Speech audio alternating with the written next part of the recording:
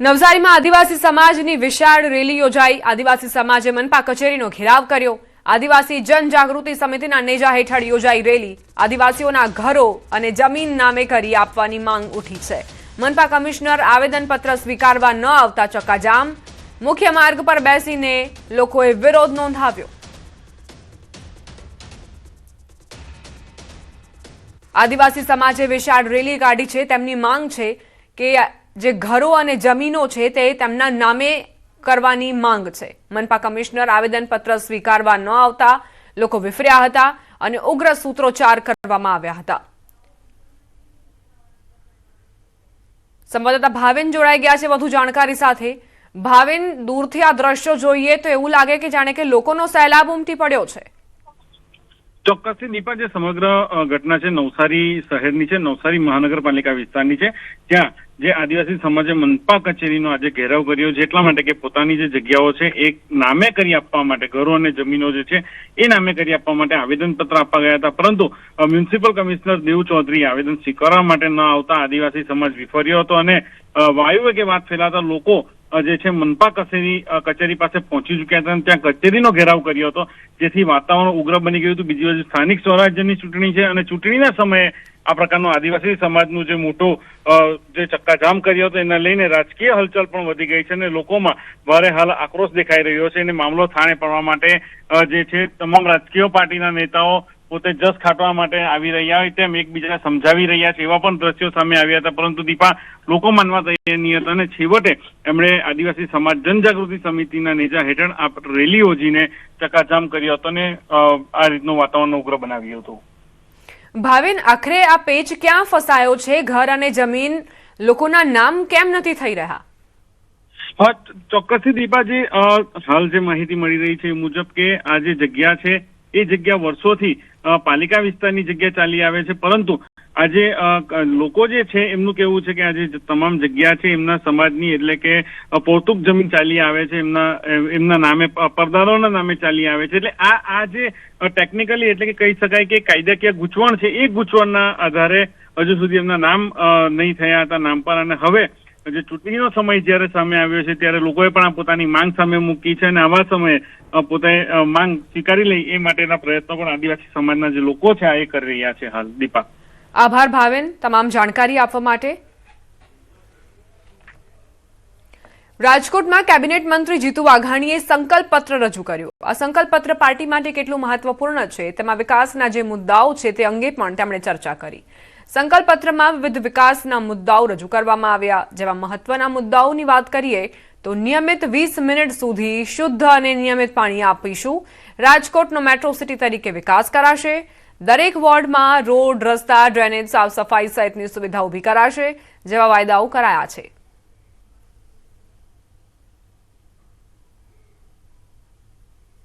મોદી સાહેબે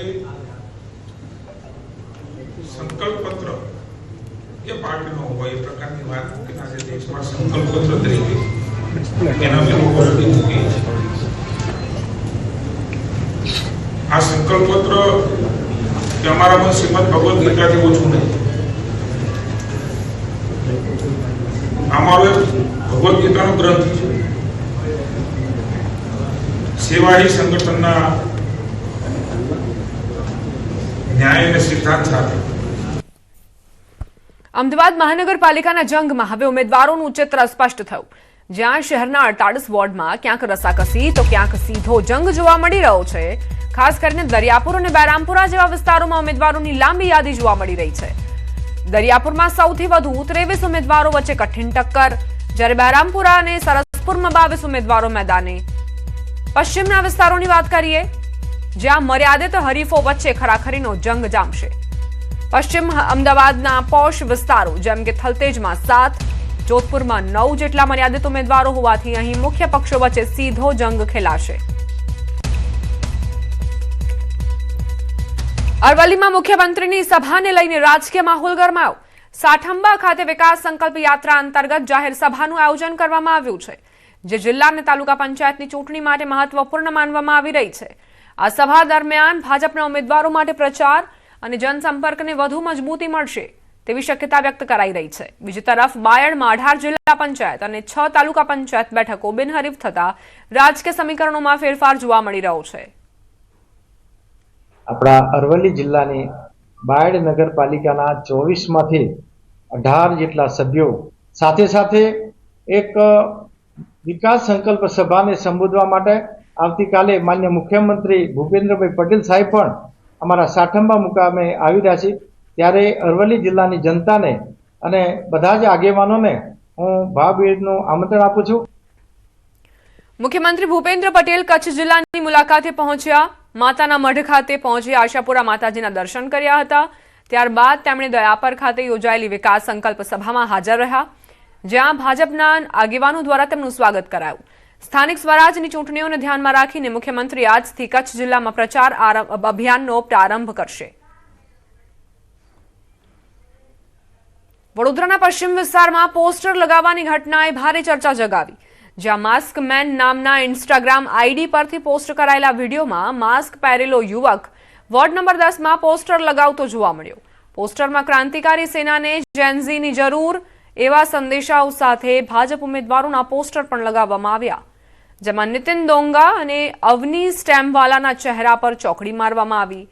અગાઉ પણ આ વિસ્તારમાં આવા પોસ્ટર લાગ્યા હોવાના અહેવાલ છે, જેના કારણે સમગ્ર મામલો વધુ ગરમાયો અને માસ્કમેન પાછળ કોણ છે તે અંગે ચર્ચાઓ તેજ બની છે. વાપી મહાનગરપાલિકાની ચૂંટણીને લઈ ભાજપ અને કોંગ્રેસ બંને પક્ષોના ઉમેદવારો દ્વારા પ્રચાર શરૂ કરી દેવામાં આવ્યો. ત્યારે છીરીના વલ્લભનગરમાં સ્થાનિકોએ ચૂંટણી બહિષ્કારનો નિર્ણય લીધો છે. લોકોએ ચૂંટણી સમય જ નેતાઓનું નાક દબાવવા, રોડ નહીં તો વોટ નહીંના બેનર લગાવી અને વિરોધ વ્યક્ત કર્યો છે. આ વિસ્તારમાં રસ્તા, પાણી, સ્વચ્છતા અને ડ્રેનેજ સહિતની સમસ્યાઓ છે, જેના કારણે સ્થાનિકોમાં રોષ વ્યાપ્યો.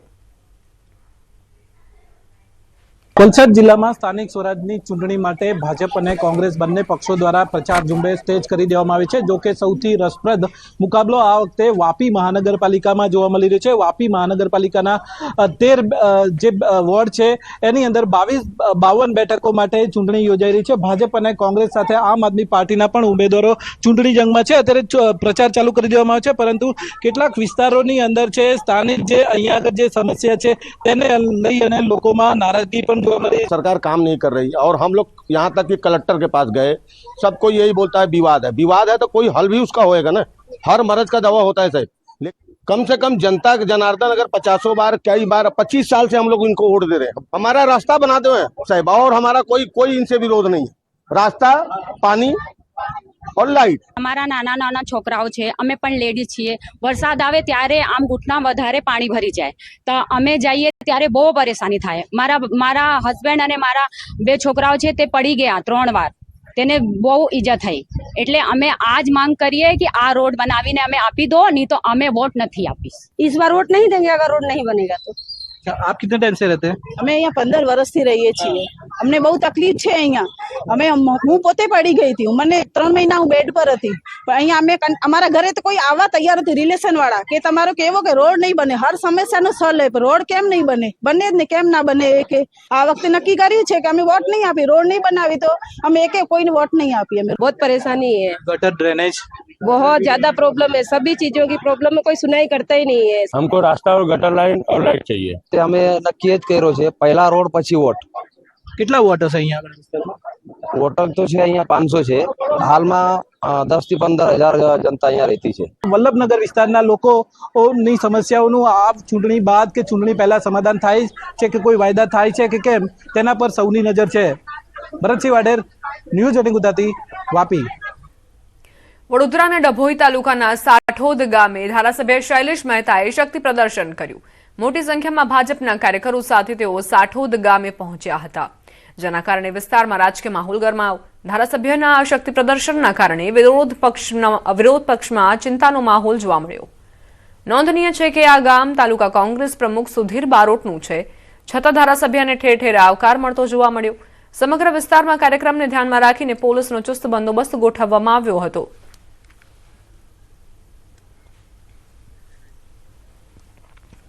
ગામમાં ઠેર ઠેર જનપ્રતિસાદ સારા એવા પ્રમાણમાં મળતા જ હવે કોંગ્રેસના પ્રમુખમાં ક્યાંક ડરનો માહોલ જોવા મળ્યો છે। ધારાસભ્ય શૈલેષ મહેતાએ શક્તિ પ્રદર્શન કર્યું, જેમાં મોટા ભાગના લોકો જોડાયા। ભાજપના કાર્યકરો સાથે સાઠોદ ગામમાં શક્તિ પ્રદર્શન યોજવામાં આવ્યું। સુરક્ષા માટે પોલીસનો ચુસ્ત બંદોબસ્ત પણ ગોઠવાયો હતો।